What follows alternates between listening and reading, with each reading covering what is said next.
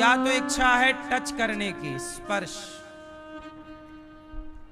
इच्छा है या तो छूने की। आजकल लड़की लड़का ये आई लव यू कहते हैं एक दूसरे को, इलू इलू करते हैं, और फिर इलू इलू के बहाने क्या करते हैं, एक दूसरे को टच करना चाहते हैं, छूना चाहते हैं, और फिर वो अपना चरित्र बिगाड़ लेते हैं। तो इच्छाएं 5 तरह की ही होती हैं। छठवीं कोई हो तो आप बताओ मुझे। मैया कहो मेरी माँ,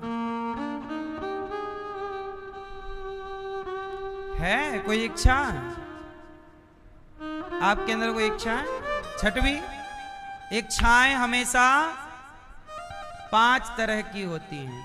या तो देखने की इच्छा होगी, या सुनने की, या बोलने की, या सूंघने की, या तो टच करने की, छूने की, स्पर्श की। बोलो हाँ। और ये 5 इच्छाएं आप लोग सारी जिंदगी पूरी करते रहते हैं। आपके एक दिन आप ही पूरे हो जाते हैं, पर आपकी इच्छाएं पूरी ना। तो देखने की इच्छा पूरी हुई, आंख अंधी हो गई, पर देखने की इच्छा अभी बाकी है। बोलो हाँ। एक इच्छा कितनी हो गई? देखने की, सुनने की, सूंघने की, स्पर्श, और एक और बोलने की। बोलने के साथ एक और उसके अंदर ही है, इच्छा है खाने की। वहीं से बोलना है, जिह्वा स्वाद भी लेती देती है, और बोलने के काम भी वही आती है। तो इच्छा है ये रस की इच्छा, खाने पीने की। तो ये इच्छाएं हैं, सारी जिंदगी हमें परेशान करती, हम इन्हें पूरी करते रहते हैं, और एक दिन ये हमें पूरा कर देती है। हम पूरे हो गए, पर देखने की इच्छा पूरी नहीं हुई, सुनने की इच्छा पूरी नहीं हुई, बोलने की, खाने की इच्छा पूरी नहीं हुई, स्वाद टच करने की इच्छा पूरी नहीं हुई। हम पूरे हो गए। इसलिए कहता हूं, एक दिन आप पूरे हो जाओगे, आपकी इच्छाएं पूरी ना होंगी। इच्छाएं रावण की पूरी नहीं हो सकी। इच्छाएं रावण की पूरी आपकी होंगी? अच्छा, क्या पूरा हो सकता है, इच्छाएं या जरूरत? अच्छा, जरूरत और इच्छाएं अंतर है कि एक हैं? जरूरत और इच्छा एक है कि अलग अलग है? इच्छाएं अलग हैं और जरूरत। अच्छा, जरूरत क्या है आप बताओ भैया, जरूरत क्या है? आपकी जरूरत, आपकी नीड क्या है? आपकी जरूरत, आपकी आवश्यकता क्या है?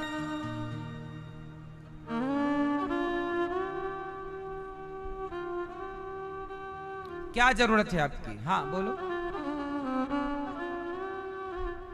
हैं? खाना और पार्टी करना।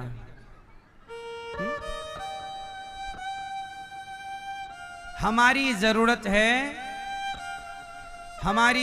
है रोटी, कपड़ा, मकान, और गाड़ी वाड़ी भी आज की जरूरत है। शिक्षा जरूरत है, हम सबकी बच्चे पढ़ जाएं। तो हमारी जरूरतें बहुत कम हैं। रोटी जरूरत है, कपड़ा जरूरत है, एक घर हो, गाड़ी हो, बच्चे ठीक ठाक पढ़ लें, बस ये जरूरत है। तो जरूरत जो है ये सबकी पूरी हो सकती है। अच्छा, जरूरतें पूरी हो सकती हैं कि नहीं? रोटी की जरूरत, कपड़ा, गाड़ी, बच्चे पढ़ जाएं, घर में ठीक ठाक चलता रहे, ये सब जरूरतें पूरी हो सकती हैं कि नहीं? बोलो हाँ कि ना?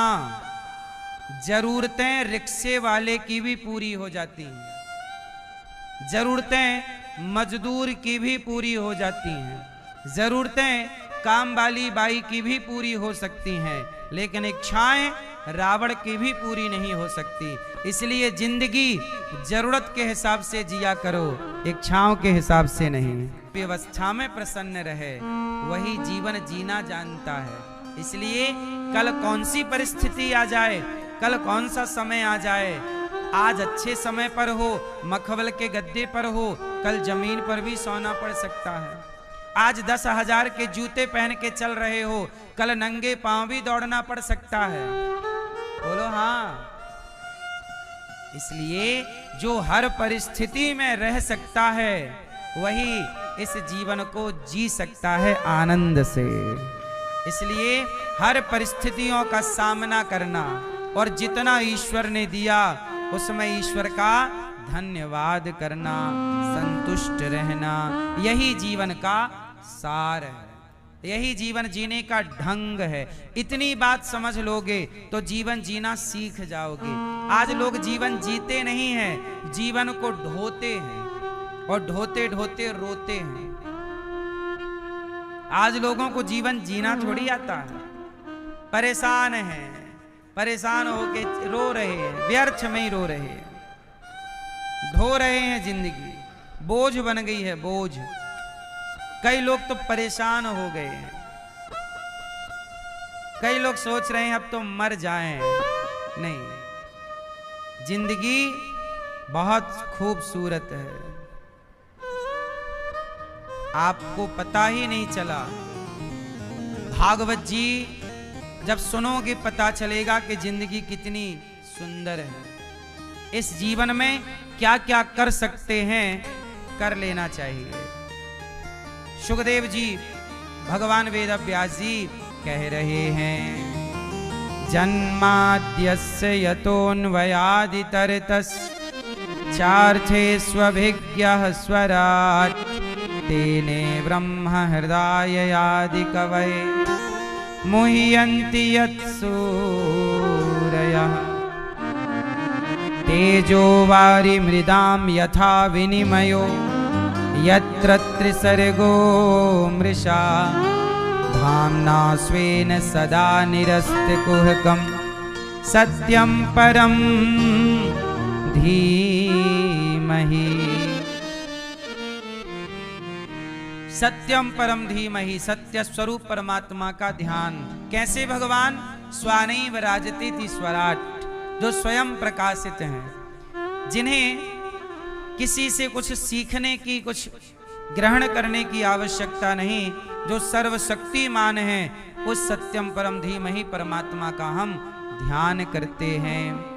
भागवत जी में एक प्रश्न है कि भगवान कैसे हैं, भगवान का रूप रंग क्या है? बताओ भैया, भगवान दिखते कैसे हैं? आप बताओ। मंदिर में जो प्रतिमा है वो किस आधार पर है? भगवान कैसे दिखते हैं? भगवान का एक स्वरूप ये है जगन्नाथ जी, एक स्वरूप ये है गोपाल जी। अब ये बताओ भगवान का स्वरूप वास्तविक क्या है? ये स्वरूप है कि ये दोनों अलग अलग हैं? तो ये सत्य है कि ये सत्य है? बताओ भगवान दिखते कैसे हैं? कैसे दिखते हैं?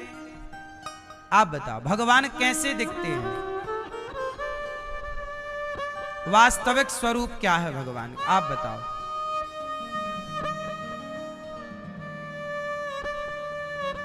मूर्ति किसने बनाई? इंसान ने। तो सवाल ये खड़ा हुआ कि जिसे इंसान बनाता है वो भगवान कैसे हो सकता है? ये सवाल कई बार पूछा जाता है कि जिसे इंसान ने बनाया हो वो भगवान कैसे हो सकता है? तो अब मुझे आप बताओ कि भगवान दिखते कैसे हैं? कैसे दिखते हैं भगवान? आप बताओ। सुंदर, सुंदर तो सभी दिखते हैं। गाय भी सुंदर है, बछड़ा भी सुंदर है, तोता भी सुंदर है, पेड़ भी बहुत सुंदर है, नदी भी बहुत सुंदर दिखती है, समुद्र बहुत सुंदर है, पहाड़ बहुत सुंदर दिखते हैं, हरियाली बहुत सुंदर है। सुंदर है ये तो बहुत अच्छी परिभाषा नहीं हुई, ये तो है ही, प्रकृति तो सुंदर है, आप भी बहुत सुंदर हैं। तो ये परफेक्ट परिभाषा नहीं हुई। भगवान कैसे दिखते हैं? हाँ, कैसे दिखते हैं जरा एक्सप्लेन करो, बताओ कैसे दिखते हैं?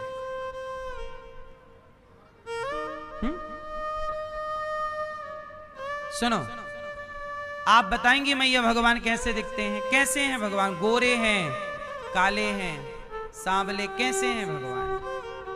हैं? कैसे हैं बेटा? कैसे हैं भगवान? आओ इस प्रश्न का उत्तर आपको देता हूं। भगवान कैसे हैं, ये सवाल वेदों से पूछा गया कि हे वेद भगवान, क्योंकि सनातन का प्रमाण तो वेद है। सनातन का प्रमाण कौन है? वेद।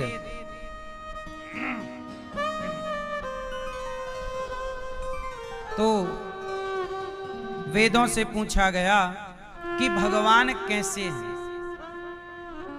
जब पहली बार भगवान की कोई प्रतिमा बनाई गई, किसी मूर्तिकार ने जब पहली प्रतिमा ईश्वर की बनाई होगी तो उसने किस आधार पर बनाई होगी? तो वेदों से पूछा गया कि हे वेद भगवान बताओ भगवान कैसे हैं। तो वेद में लिखा हुआ है भगवान कैसे हैं। सहस्त्र शीरिखा पुरुखा सहस्त्राक्षः सहस्त्रपात सभूमि गुंग। भगवान के बारे में लिखा है कि वरह पीडम नटवर वपुः कर्णयो कर्णिकारम विभ्रदवासः कनक कपिशम वैजयंतीम च माला रंध्रान वेणो रधर सुधया पूरयन गोप वृंदैर वृंदारण्यम स्वपद रमणम प्राविशद गीत कीर्ति। तो वेदों में लिखा है कि भगवान ऐसे दिखते हैं।